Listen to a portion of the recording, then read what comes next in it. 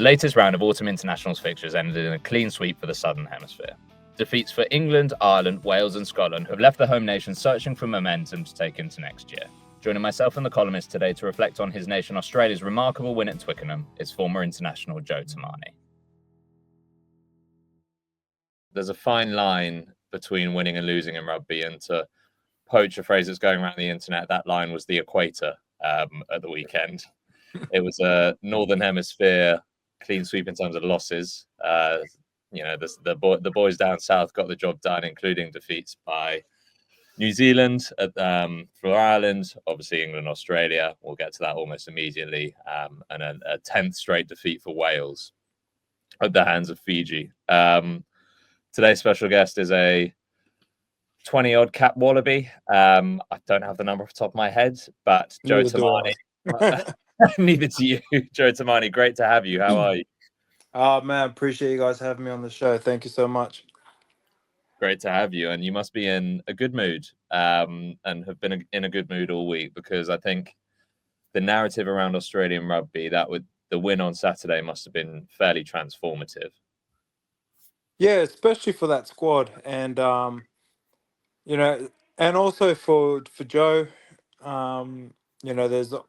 there's obviously a lot of publicity around him coaching the Wallabies at the moment. And so to sort of have him come through with the boys and get a good win against a great team in a really hostile environment, man. Like it's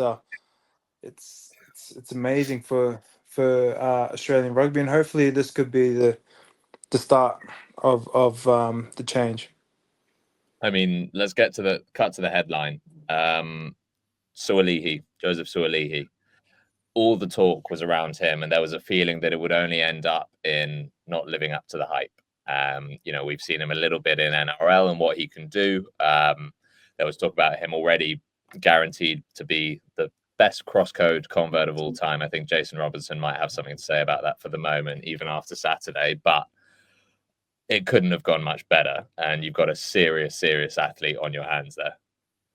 Oh, man, he's an incredible talent. And I think the biggest blessing for him is the fact that he started off playing rugby. So he already had that, I guess, the groundworks of how to play the game before he went to rugby league. And then just having that little bit of exposure when he was a kid of understanding the basics. I think it was almost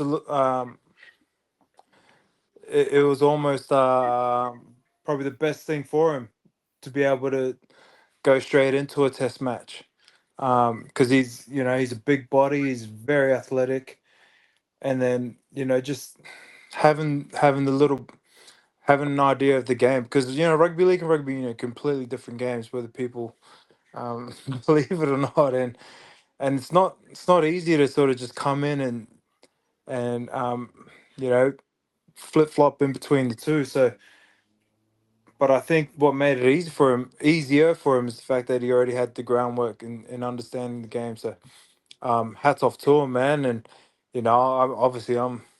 I'm hugely happy for him and the Wallabies.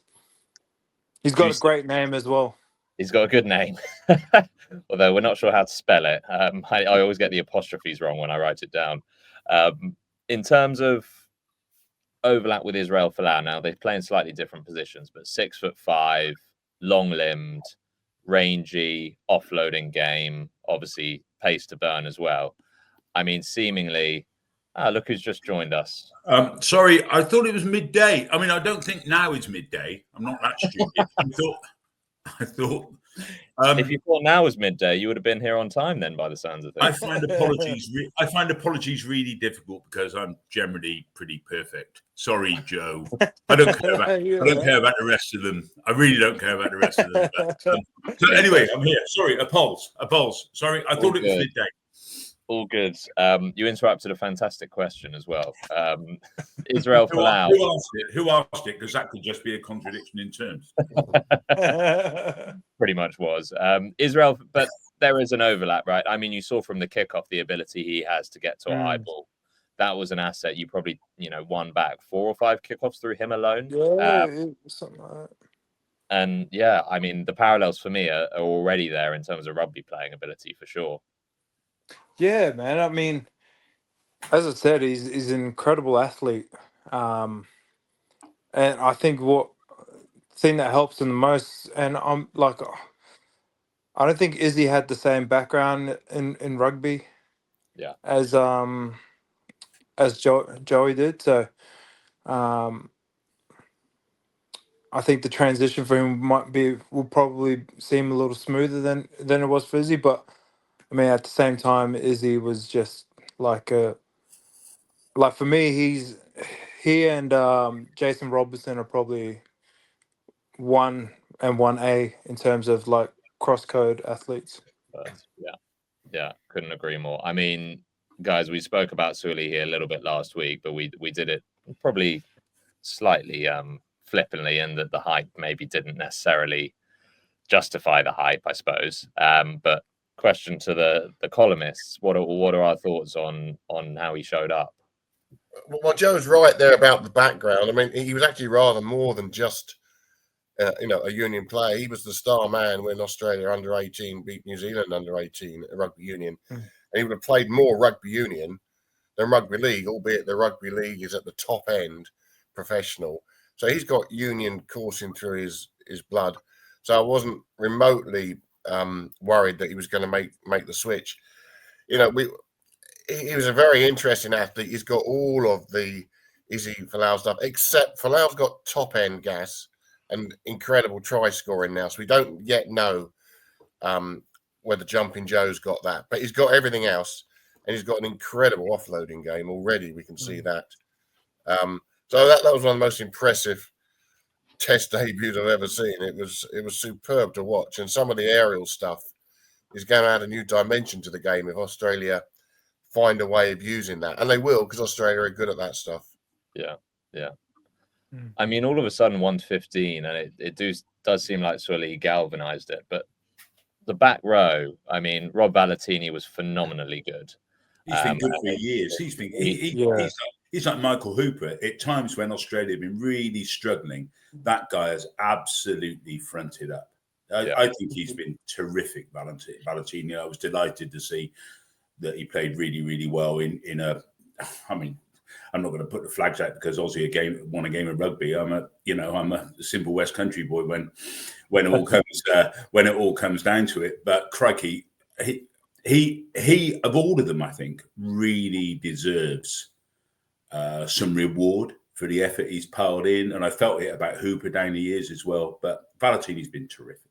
Well, he's had some reward, Chris, because he's been voted the Player of the Year in Australia 2 times, the last 2 times. So he's going to win a game, certainly. But somebody that I wouldn't leave out of the plaudits is Angus Bell. I thought his performance was You've been singing his praises for a long time, Nick, and he really showed it. You're a regular reader of the rugby paper.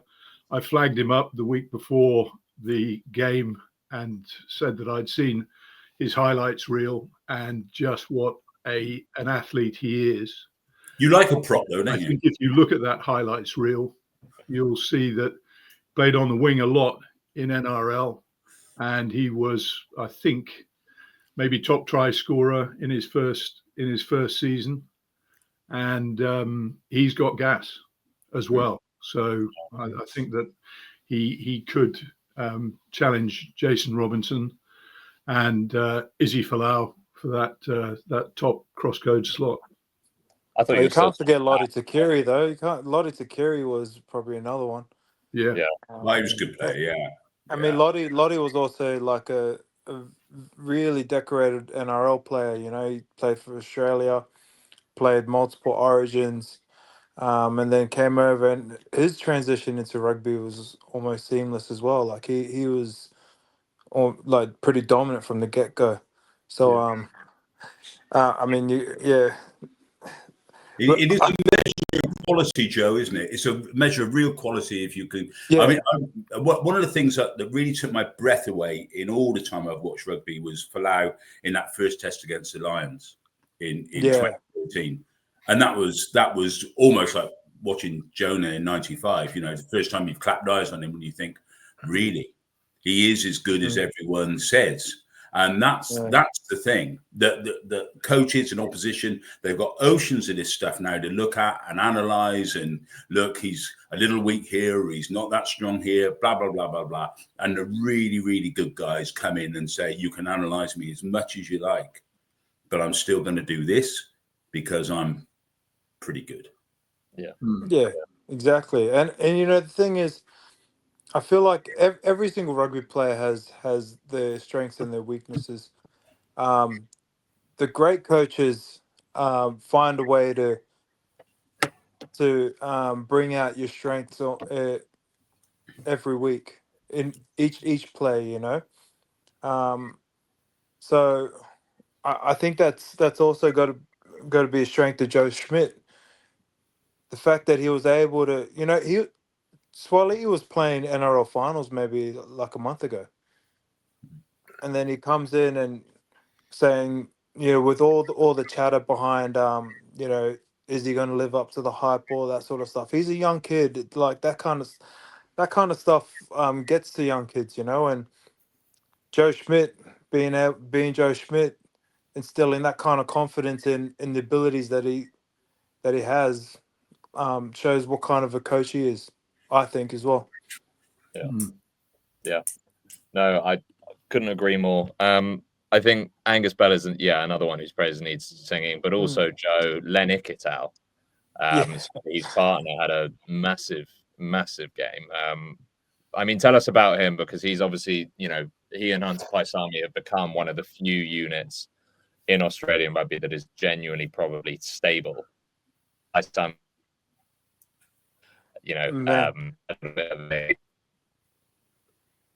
I don't know if I cut out there. A little bit of a little bit of leeway for Sua'ali'i to come through, but Ikitau has gone from strength to strength, really. Yeah, man. I mean, look, you look at the depth chart now for that's the center positions. You got Karevi, who's still, I think he's still a world class player. Then you got Ikitau, then you got I forgot his name. You just said his name. Reds. Paisami. Oh, apologies. He's an incredible, and he's a guy that's developed his game as well. When he first came into the scene, he was sort of like that, that crash ball kind of player, similar to like what Ma'anonu was, sort of used for that crash ball. And then he started adding all these different layers to his game. Now he's got that nice little kicking game, the short kicking game. It's got the passing game now. So Hunter Paisami is an incredible player. And then you add Sua'ali'i to the fold. Like, the center position is going to be hotly contested next year, especially for that Lion series.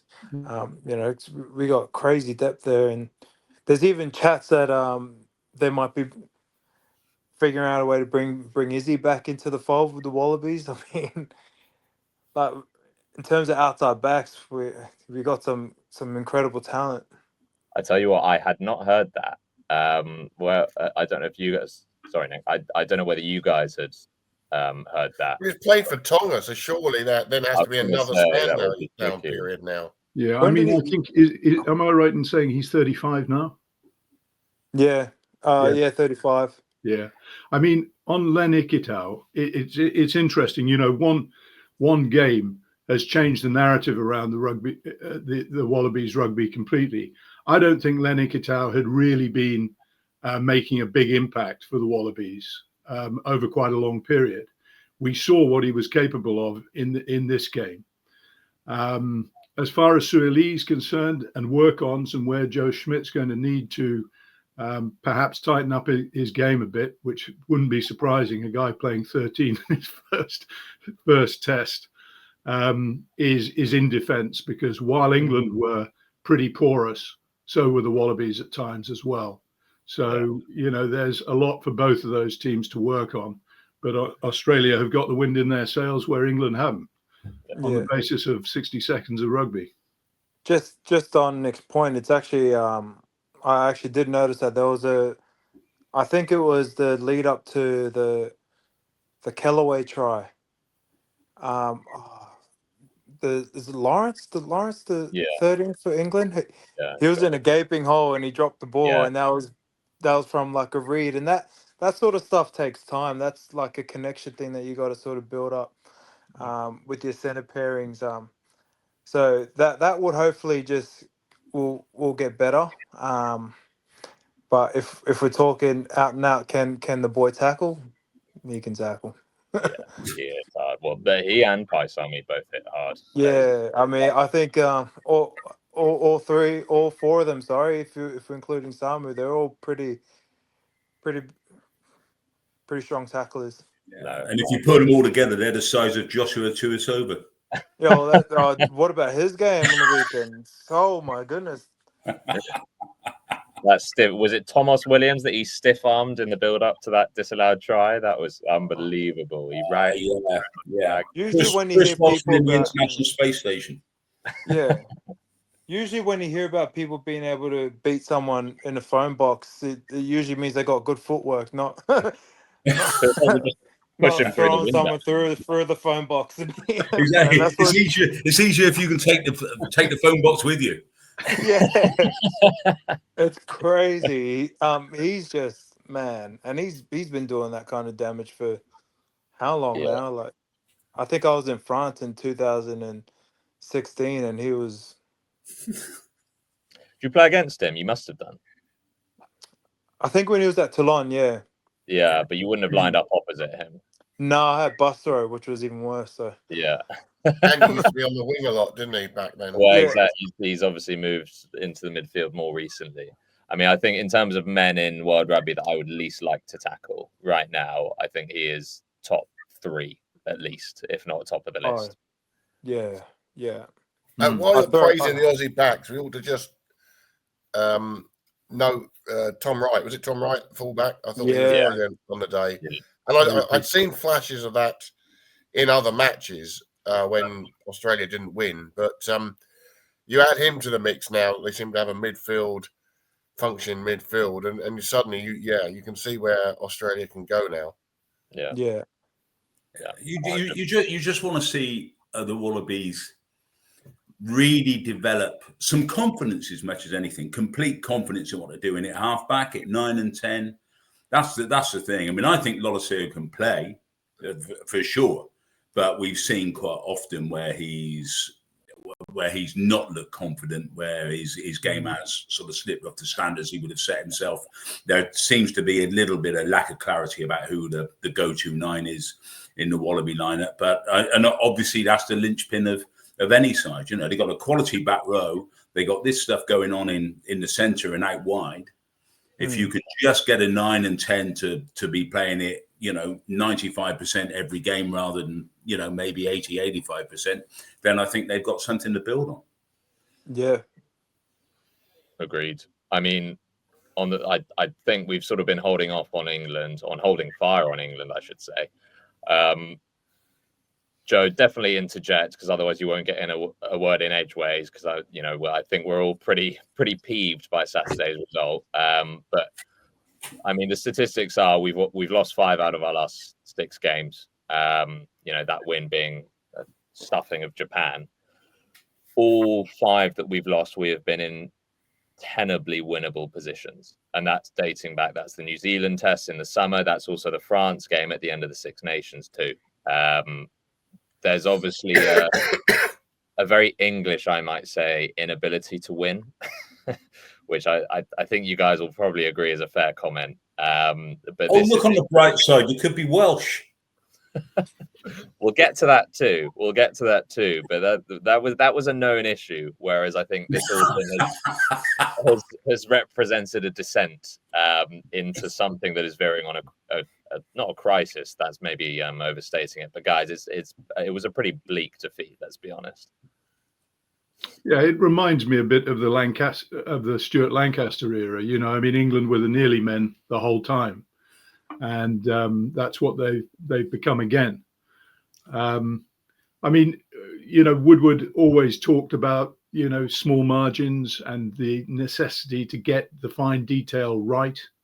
And you look at Sua'ali'i again, disrupting the restart so that Itoje knocked on. That gave the Wallabies a sniff, and the way that they took it was absolutely brilliant. I mean, that game was, to all intents and purposes, lost, but they didn't believe it was, and they went for broke, and it paid off. But England have to look. I was looking at, I had a look at it again yesterday. A lot of the England forwards in the last 20 minutes, even guys who'd come off the bench, aren't covering the ground.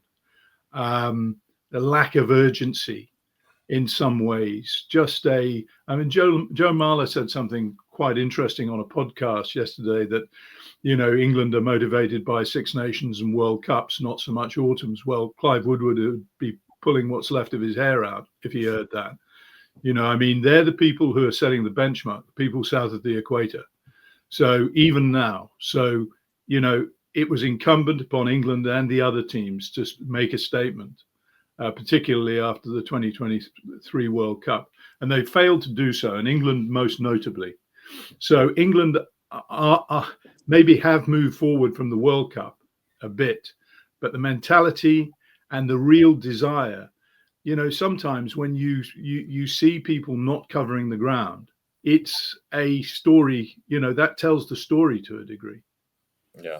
I can't believe what a mess England are making of the back row, given the back row resources they have. I mean, Curry, to my mind, hasn't looked quite on it. Even against New Zealand, I thought he had a very quiet first half, good third quarter, and then it yanked him off. Obviously got injured this time. Dombrandt, again, looks like yard short. I'm a big supporter of him as a club number 8. He looks a yard short of pace internationally. Earl was found out defensively for me. Lovely ball in hand, very busy presence. But that England back row defence was woeful.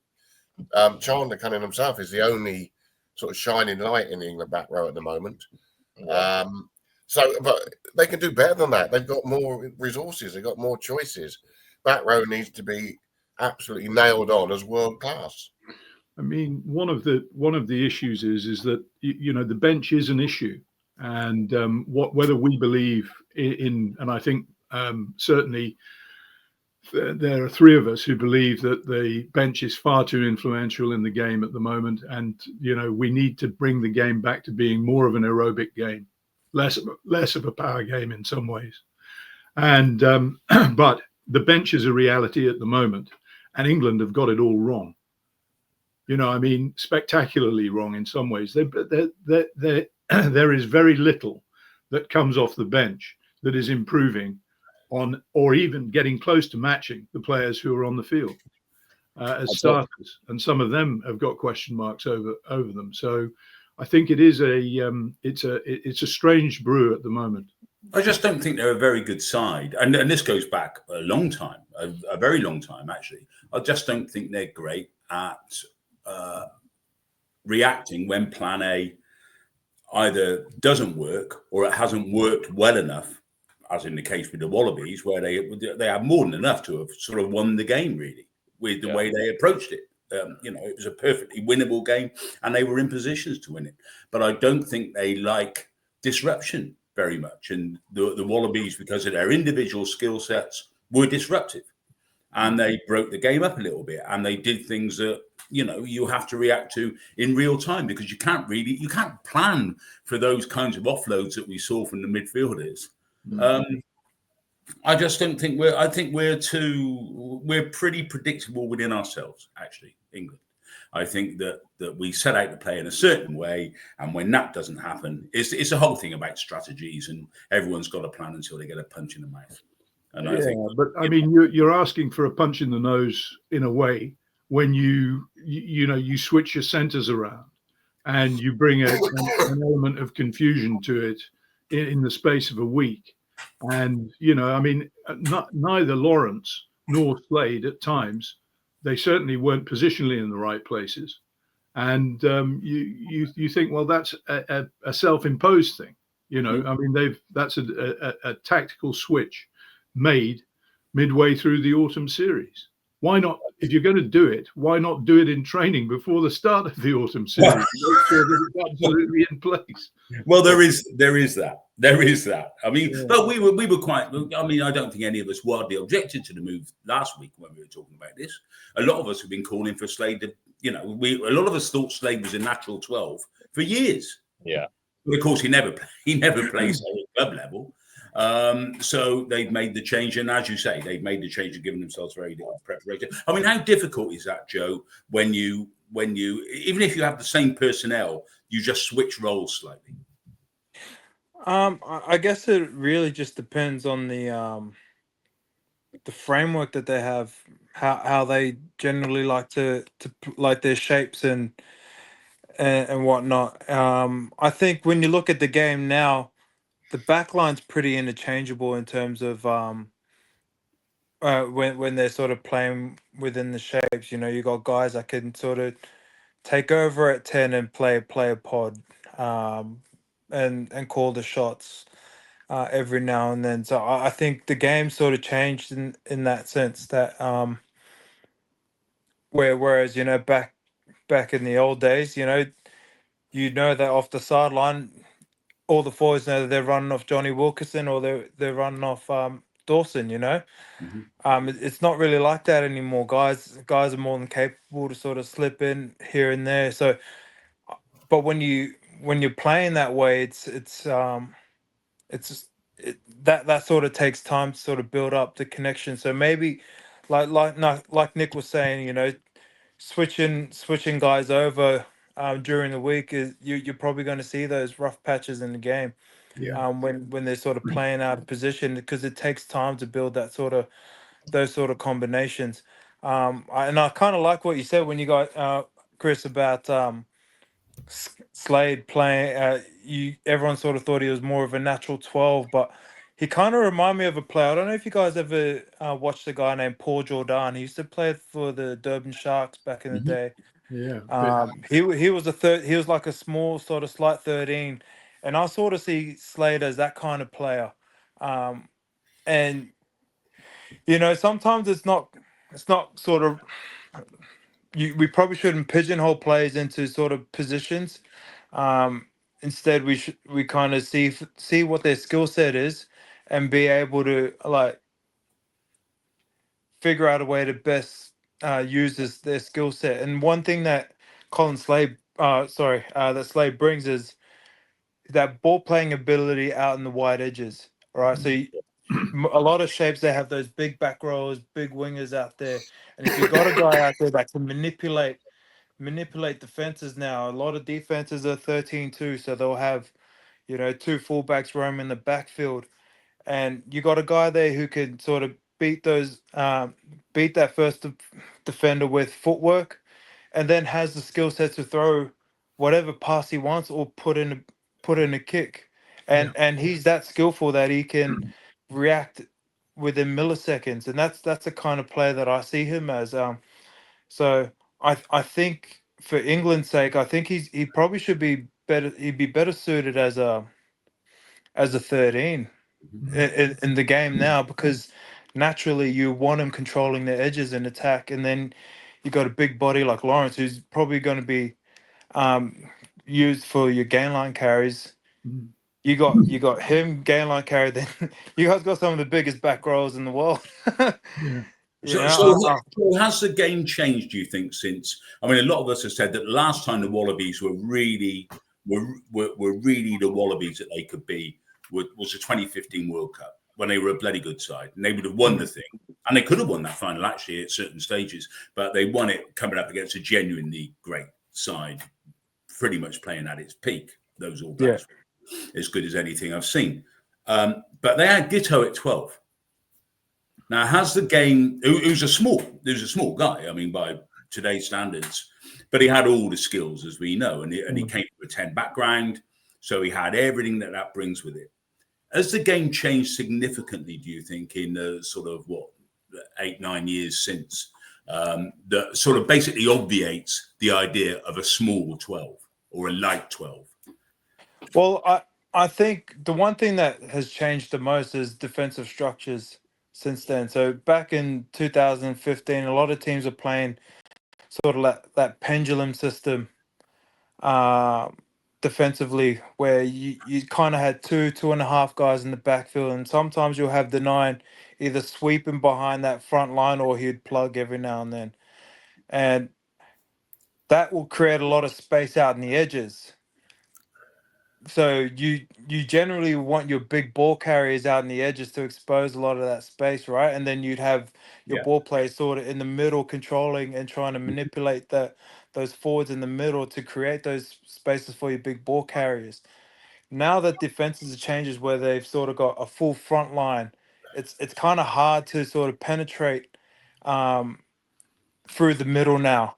So for you to create space on the edge, you really got to have like that guy that can sort of just beat a guy with footwork or one-on-one or that passing ability or that kicking ability, because then that creates doubt within the defense. All it takes is for a fullback to close early and then he puts a kick in and all of a sudden their team's under pressure. Now if he stays back, well then he's got good enough skills to throw whatever pass he wants. So Yeah. I think the game's changed in that sense where your ball players are probably more useful out in the wider channels, and then your bigger bodies are a little more useful in the middle, because you really have to try and figure out a way to sort of bend the middle to create the space out wide. Yeah, I think the issue, in a way, Joe, is that Slade was England had been operating a blitz, and Slade at 13 is the guy that is the hinge for the blitz, and switching them around meant that that hinge wasn't quite there in the same way, although he was meant to be defending at back at 13. But I just think that when it's all going on at 100 miles an hour and so on and so forth, I think that, it's very good in theory, but in practice, it's a hell of a lot more difficult. Yeah, well, I mean, when you're training it, the guys that are running the ball aren't going to be stopping in a game. They're not going to go down on a two-hand touch. No. or bodies in front. So I think that's where sort of the Wallabies won the games. They kind of won the one-on-one contacts. I think there was a stat where England had like 30 missed tackles, and it would have been after Yeah, it was 30 plus. 65 50 minutes, minutes, I think right? it was.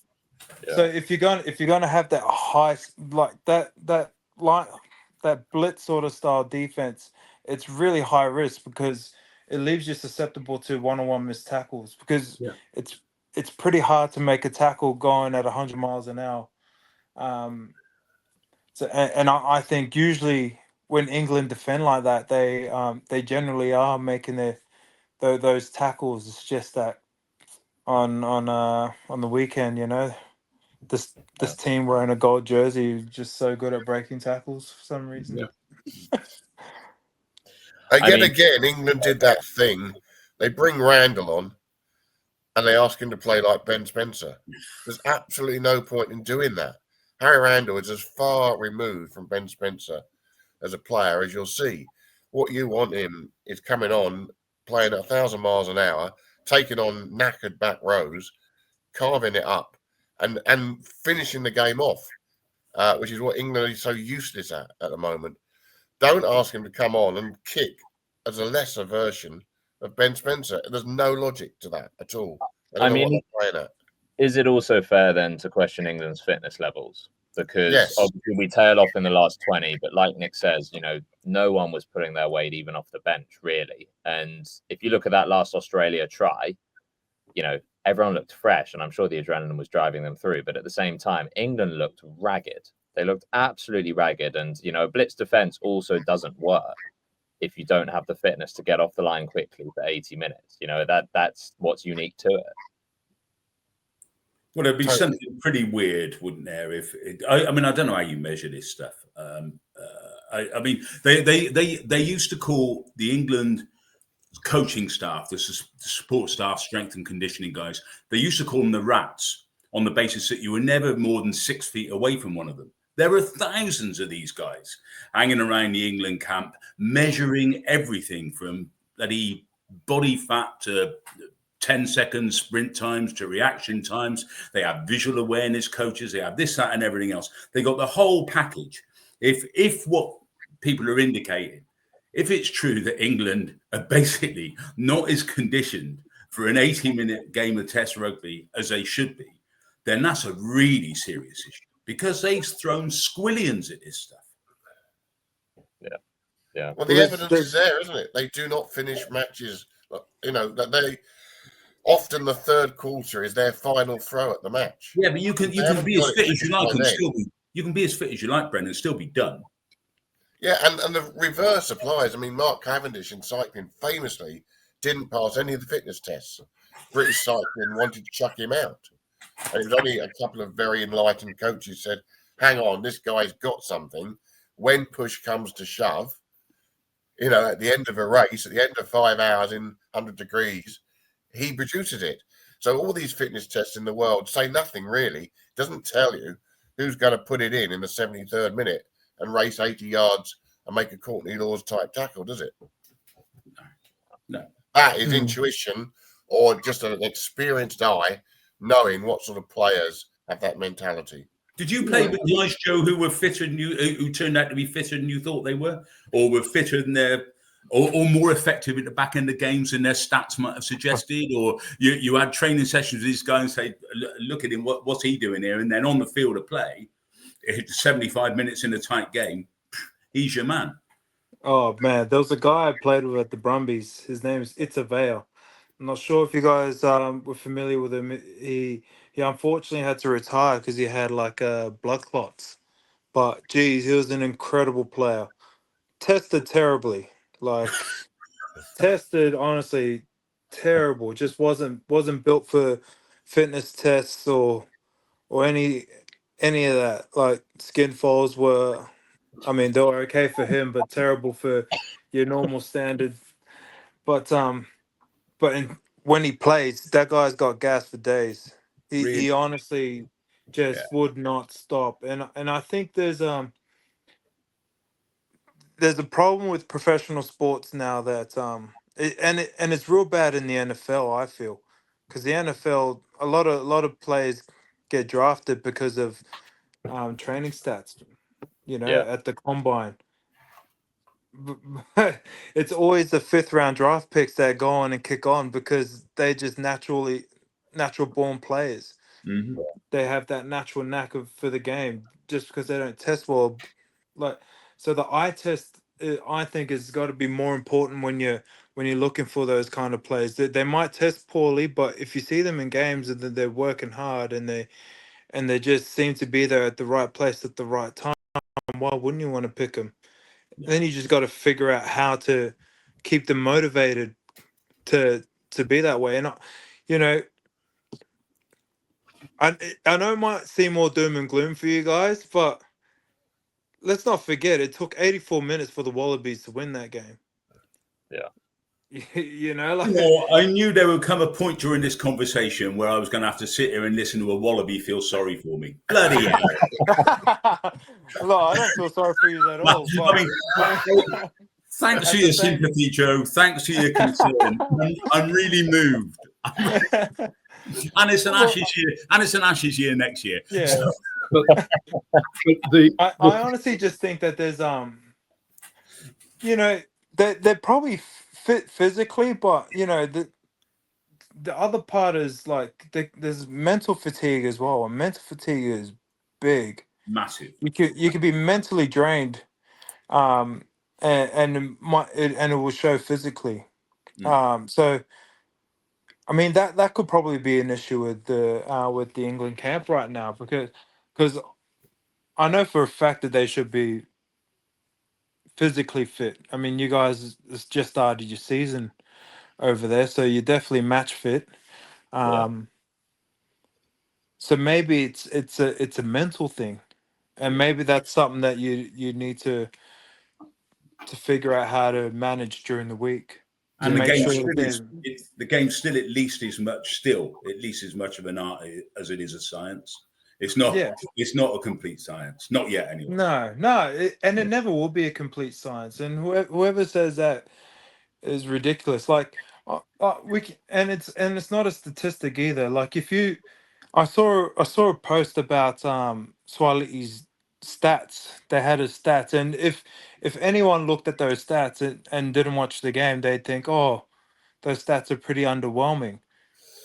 Well, that's why you should always watch rugby with your eyes and and not read about it, because when you watch the game, he was incredible. I'll tell you a story about stats. It was when the Lions were in Australia in 2001, and Tom Smith, the great Scottish loosehead prop, I mean, one of the best. He played the second game against the Queensland Country 15 in Townsville. And Andy Robinson, who was coaching, said, "Have you seen Tom Smith's stats for tonight?" I said, "No, Andy, I haven't. I'm not privileged to this information." He said, "No carries, 1 tackle." He said, "I've just told him you're playing again next Saturday on the basis that you can't be that crap." In that case, the stats mattered. No, they didn't, because he played all 3 test matches again for the second tour in succession and was probably one of the Lions' pick players. So, of course, one of the most famous, sort of fitness stats is the fact that Jonah Lomu would not have made the 95 World Cup side, because the All Blacks did a test, which was, I think, over, I think it was a mile, something of the sort, a mile run. You had to beat a certain time, and Jonah couldn't do it. And in the end,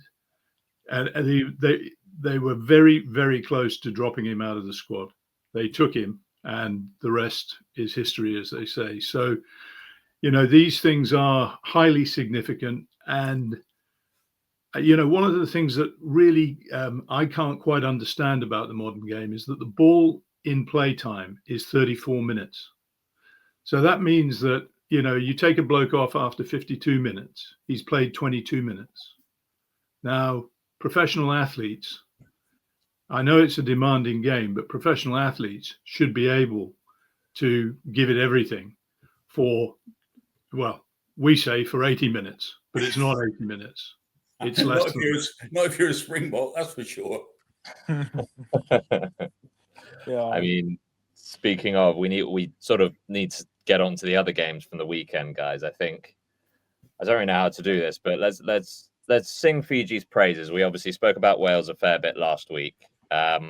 First person I want to single out, and Brendan, I know you're a fan of his, is Caleb Muntz. Oh, absolutely. I had a real sense of humour failure the other day on Twitter when TNT Sports gave their team of the week, and they had Marcus Smith at 10.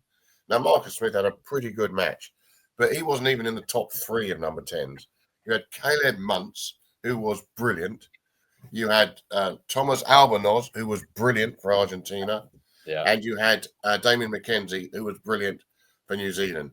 But Muntz is just he's the player who's going to make Fiji the team that they should be, because he is a complete 10. He's got some of the Fijian running skills. It's not that he's not a Fijian runner, but he's got all the Kiwi against Wales. He's got all the Kiwi management skills and passing, kicking. He's a very good high percentage kicker. He's a tough boy, cool as you like. And if you can just keep him fit and keep him controlling the backs, Fiji are looking at some good times ahead, I think. He's exactly what Fiji need. David Campese on this podcast used a good word in this area. We were talking about Conrad Smith, I think, and he said he was one of the great enablers. He was a great enabler. There were loads of things that you wouldn't see Conrad Smith do. Maybe there were things that Conrad Smith couldn't do, but what he could do is make people play around him. And Muntz falls splat into that category. He's exactly the cool head that Fiji need, because their armory around the field is absolutely fantastic. It just needs someone to draw that stuff together and maximize it. And he's been doing it. He's the bloke, and they missed him horribly in the World Cup, even though they had a good World Cup. They would have had a better World Cup and would probably have beaten England. If he'd been on the field. I mean, that's the thing, right? You've got a backline with Rudradra, Tuasova, Naya Thalebu, etc. All that needs is unlocking. And Yeah. I mean, at times, obviously, Tuasova was terrifying. I think the second half he made 6 carries for 90 odd meters or something. But Muntz provides a running threat, and he obviously is able to use the massive weapons outside him that are probably weirdly underused or used in the wrong way. Another player, other than the sort of we've mentioned Tuasova, I suppose. I've forgotten who I was going to mention, but anyway, Joe, what do you think about the Fiji backline at the moment and the keys to unlocking it? Man, I think you guys are exactly right, man. With Caleb, he's the weapons that Fiji have always possessed. Not just now, but if you look back at the last sort of 10 years, like they've always had talented weapons. They just needed someone there to sort of just pull the strings, and now they got it, and it's going to be pretty terrifying if they continue to keep this continuity with having the same teams roll out week in, week out. Come that 2027 World Cup, man, they could be a dark horse. They'll all be around, and obviously they take on Ireland in 10 days' time, and you never know. Obviously, the Irish did not fire on Friday night, and I think Fiji could take it to them. Well, you'd say, Nick, wouldn't you, that the big thing is the Type 5 as well. Of certainly they're doing bigger and better stuff at close quarters, particularly around set piece, than they were 10 years ago. Yeah, absolutely. Against Wales, they were the dominant scrum. So I mean, and they were. I'd say that they got the better of England when they played in that quarterfinal as well. Up front. So I mean, when that's in place, what was always said about Fiji is that when their Type 5 was sorted out, that it would give them the platform to do what we know that they can do. So explosively and so, brilliantly, and now they're within reach of that. And again, I mean, that idea of Muntz, a pragmatic, but also very talented fly half, but somebody who reads the percentages, if you like, is absolutely essential. And so they could be the complete package. No question. This is where their belief builds, isn't it? This is where their confidence builds, which goes back to what we were talking about, the mental side of the game. Fiji have not always felt that they've had a fair shake from referees. They certainly don't get a fair shake in terms of player access and preparation and all that kind of business. So they are behind the 8 ball quite often. But with these wins, their confidence and their belief and their complete belief in their own standing in the world game makes them a bigger threat every time they win a game. So it's not that long ago that Radradra being sent off, admittedly, as only 20 minutes, and that's probably another issue for another day. But that would have thrown them not that long ago. Yeah. And in fact, they started their comeback once he came off and scored their try when they were short-handed. Their first try, Muntz's try. So they're much more mature team. No, mature is the wrong word. Confidence is the right word, Chris. Yeah, you mentioned it. They can handle it now. They know what they can do. And I think we're only going to see better Fiji teams in the coming years. More successful, more consistent. Well, you just pray that they're going to be part of this nation's championship. Everyone assumes they are, but there's always something in the back of my mind that because they don't bring any money to the mix, there's at least someone in a suit at World Rugby trying to find a way of getting someone else involved rather than them. But yeah, they're winning these games. They'd be pretty hard to leave out now. And I really hope that new structure works for them. I've got my issues with the structure, as everyone knows, but I hope it works for them. Yeah. Guys, I think let's look ahead to the weekend. Ireland, New Zealand is obviously a game we didn't discuss too much. It probably actually was the one that maybe fell slightly short of expectations. There were obviously some fireworks in the build-up. But look, this weekend, we've got Ireland, Argentina on the Friday night. Then we've got England, South Africa, and France, New Zealand on the Saturday. That's a hell of a doubleheader. And then Wales, Australia on the Sunday. Joe, how are you feeling about the Sunday? I think you're bit of momentum coming in. Wales are fairly there for the taking, but it is a banana skin, or maybe even slightly more than that at the Principality. You just never know. Like, Wales is still a dangerous side, whether people believe it or not. You know, I think that there's still a talented squad, and I think the trap that the Wallabies could fall into now is, you know, no one really expected them to beat England, but they still has, and they went on and did it, but they still have to stay level-headed and not look past Wales, because Wales is still dangerous. Wales is very dangerous in Principality Stadium as well, and if you're off your game, they'll beat you. You know. Yeah. But I mean, I think the Wallabies have had a lot of success there, so I think we should do well. Guys, with the Springboks coming to Twickenham, are we? No, I mean, when we said before the autumn, how many wins should England get? We said 2. How many wins do we want England to get? 3. Now, to get that 2 mark, we have to beat the world champion. I mean, that's a fairly bleak prospect, given that even though Scotland challenged them on Sunday at times, it did just feel a bit inevitable which way it was going. England were in this position, or in a similar position in terms of win-loss and pressure on them before they played Ireland in the Six Nations. So it's backs to the wall stuff. They can rescue just about their autumn if they beat South Africa at Twickenham on Saturday. We'll see how much of that, of that urgency, that desperation, that mindset is in there on Saturday. And even if it is there, the odds are still stacked against them. I mean, how do they do it? It's supposed to be a dry day at the moment, so they're not going to have the conditions they had in Paris, and you're not going to arm wrestle them. So have we seen enough from England's attack to suggest that we can really stretch the Springboks and play at that tempo that's needed? Not against Australia, we didn't. Not really. Look, I mean, they have to attack them. They have to play a game at pace, but they also have to win the breakdown. That's the key, because they're not going to dominate in a set piece game. And there's the rub, because there's no turnovers coming from England at the moment. No. What's happened to that? I mean, I don't like the jackal and all that, and that's another argument. But it's part of the game for the time being. England just aren't present at winning turnovers. Yeah. No. I mean, who do we bring in at 7 then? Underhill seems the likely incumbent, or do we push Ben Earl to 8 and put to 7 and put Dombran at 8, and then you've got pretty much 0 turnovers coming. I think the first of those options is a bit better than the second one. I tend to agree. I mean, I don't think that you get rid of Cunningham South.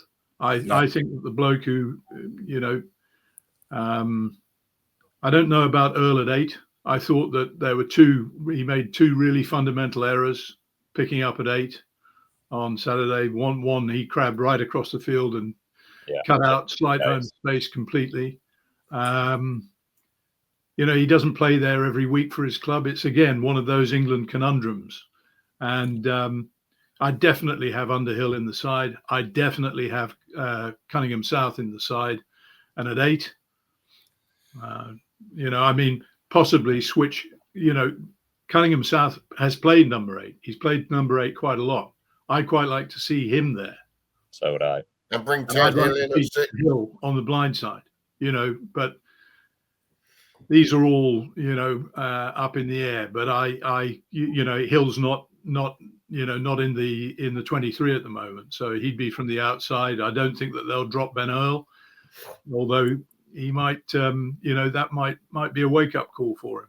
Well, he's gone quiet from where he was, hasn't he? I mean, if this was his second season, which it isn't, we call it a second season syndrome. That's the world's most stupid sentence, actually. I don't know why I said that. But hey, keep them coming. We rely on at least one an episode. It's not the first time I've had a second season syndrome myself, even when it's not my second season. No, but you know what I mean. He is off it at the moment. He's not, the wonderfully eye-catching performances that were almost routine a year ago. They're not with us at the You moment. take away those 20, 30, 40-yard runs and links. Yeah. You take that away, and what have you got? You've got a good flanker, but is he playing number 8? But is he better than what England also have available? I thought one very interesting point I enjoyed on Sunday, Scotland, who I thought played pretty well. I love the way they greeted the bomb squad. I mean, obviously the crowd gave the bomb squad a big hard time, but Scotland, as if you were going down to 14 or 13 men, up their game, up their intensity, up their work rate, and absolutely tore into the bomb squad everywhere for about 15 minutes. And that was the best part of the game that Scotland enjoyed. And it makes sense. I mean, that South African bomb squad is an awesome weapon, but you are bringing on 7 players cold in the 45th minute or whatever, the 50th minute.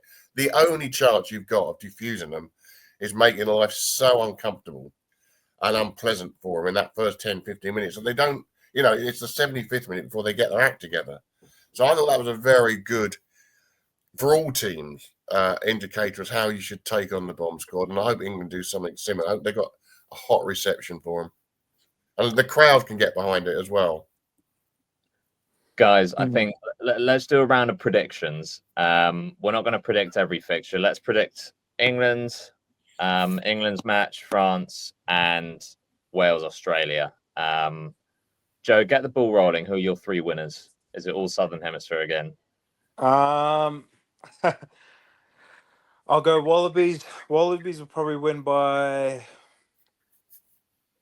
I think it might be close. I think it might be a close game. I think Wales will want to come in after that disappointing loss to Fiji and actually try and prove a point. But I still think Australia will come away. The only reason I think it'll be maybe a high scoring game because both teams can score tries and both teams are struggling defensively at the moment. So I'm going to say it could be 36. Oh wow, you're going with 33 to the Wallabies. I'm not sure we'll be as audacious as to lay a score out because that's gone very wrong for us in the past. If you're just going to sit on the fence, Joe. No, I'm putting it all out there. You don't know how many times I'll be able to come on this potty, so I'm gonna lay it all out there. Who do England have again? South Africa. South Africa, yeah. I think South Africa will win that, and to be honest, I think it could be convincing. I think it. I would say maybe somewhere around the 27-15 top score line. I think that's generous to us, to be honest. No, well, the thing is, you have the size to compete with them, and it's interesting what Brandon was saying about the ball and play. I think the way to sort of take the physicality out of South Africa is keeping the ball and play high, keeping the tempo going, because when you slow it down with the kicks and the set piece, it just plays into their hands because they're big bodies. But keep them moving and keeping the ball in play. I think that's what the All Blacks do really well against them. It'd be interesting to see what the ball in play is when South Africa and All Blacks play. Yeah. I think that will be the key to victory if England want to, but I don't see it happening. And then what was the last game? Argentina and France, New Zealand, France. New Zealand, France. Oh, that's going to be a good one. I think France are hot at the moment. I'm swaying towards France as well. I think France are. I'm going to go South Africa by 2 scores. Similar-ish scoreline to what you've gone with, Joe. I'm going to go Australia by 2 scores, and I'm going to go France by less than 5. Are my 3. Chewy, are you still alive? Your video has disappeared. Well, I can see me, sadly. Okay. Well, none of us can. This is an ideal world. I've had a bit of an internet interruption. Can you see me now? No, we can hear you. We don't need to see well, that's the important thing because, the pen is mightier than the sword and all that stuff. Who do I think? Take your thumb off the camera. We might be able to see you. You're covering your camera. No, I'm on covering again. Hang on. he's made it worse. Nick, give us your He's winners. muted himself now. We've lost him completely. Brilliant. Oh, Nick, who no. are your winners for the weekend? Look, I think I'd take Australia to beat Wales, principally because they've got confidence, which they haven't had for some time. Yeah. And I don't think that the Wales have got a scrum, certainly, to frighten anybody at the moment, and therefore one of the key building blocks not in place. So Australia to beat Wales, probably by a score.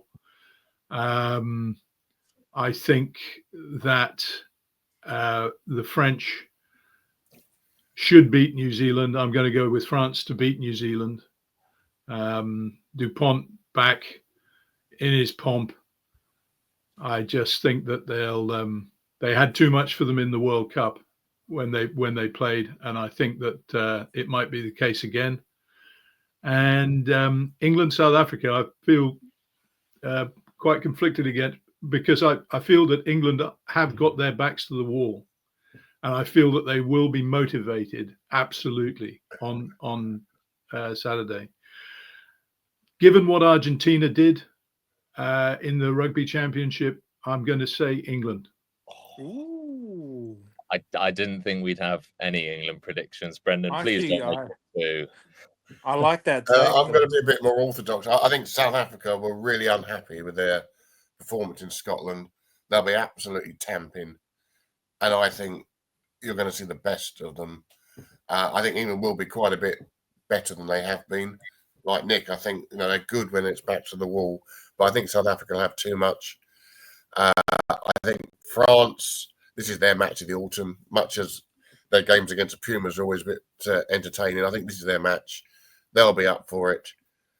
New Zealand, I wouldn't say they've ridden their luck, but they haven't been quite as impressive as perhaps the results would suggest. Australia, I hope they haven't been on the lash in London. I mean, they deserve to have been, but I hope they got the head screwed on. It's very early in the tour for them. They've got a big tour. Wales are there for the taking if they got their heads right. So yeah, Australia, South Africa, France. Hope not a Southern Hemisphere clean sweep this weekend. That's almost unanimous. Chewy, after the most underwhelming resurrection of all time, welcome back. I've rolled away the stone, and what are you asking me now? Predictions. What are your predictions? Nick is the only one to offer a point of difference with his England win prediction. Southern Hemisphere clean sweep. Yeah, I think well, actually, no, I take that back. Okay, so you're backing New Zealand to beat France. Yeah, I am. I think France. They're not always great in the autumn anyway. I think they're still mixing and matching with the team. I don't think the team that they picked for last weekend was the strongest they could have picked, but they still won handsomely. But it's against the Japanese who have fallen off a cliff. So I don't think that they're as battle hardened internationally as the All Blacks are. I think they'll be on a massive high, the All Blacks, from Twickenham and Dublin. Winning Twickenham and Dublin when nobody gave them a price of doing either. They'll be well. They'll be well. That's a fair point. Compelling point, Joey. And does that mean you're backing Argentina to beat Ireland if it's a Southern Hemisphere clean sweep? I didn't think that game was in it. Awesome. Any more than the most significant game of all politically, which is Georgia v Italy in Genoa. Also true. I mean, if the Georgians win that, and they will be trying for sure, then it throws up the whole issue of Six Nations promotion and relegation and what happens to the second tier of European sides. That whole question comes up again. Yeah, it's one of the games that all the politicians in the game are putting in the too difficult box, and they don't want to address it.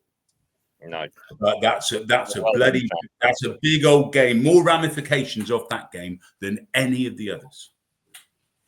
Although I wouldn't underestimate the importance. You're absolutely right, Chris. But I wouldn't underestimate the importance of Ireland, Argentina.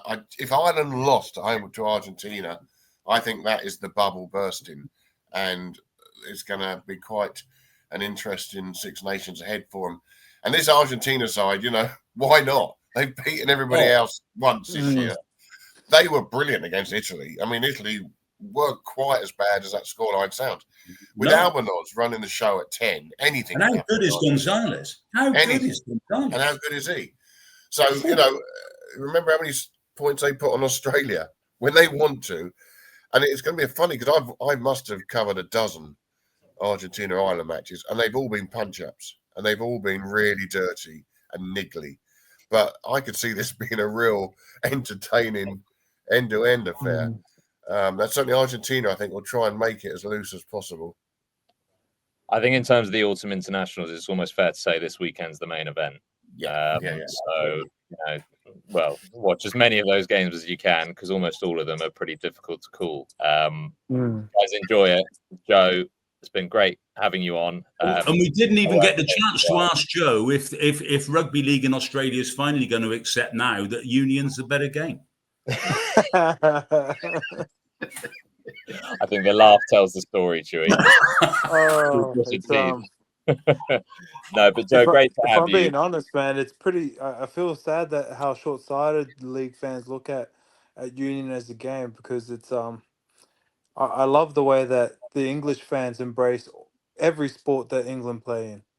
And I wish the league fans actually would do the same. But I reckon they'll be sitting there saying that it's an easy game to play, seeing that Sua'ali'i's just come in out of nowhere and gotten man and match in a test match. But when he signed to come to Union, I saw some clips of what's the rugby league chat show in down in Australia.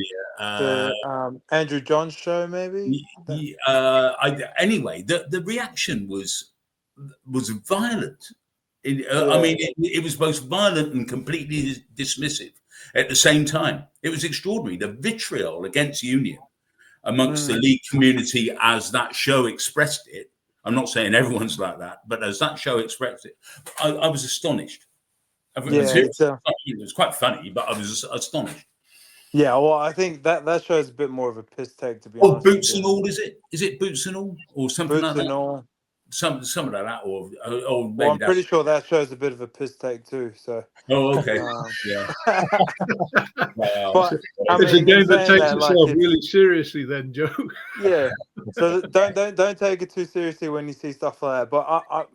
But you kind of get the sense that, because a lot of the union players here actually support and watch the league and really enjoy the game, and it would have been nice if it's reciprocated the other way, because it's actually when it's done right, and played right, it's a magnificent game. That's why when they asked me why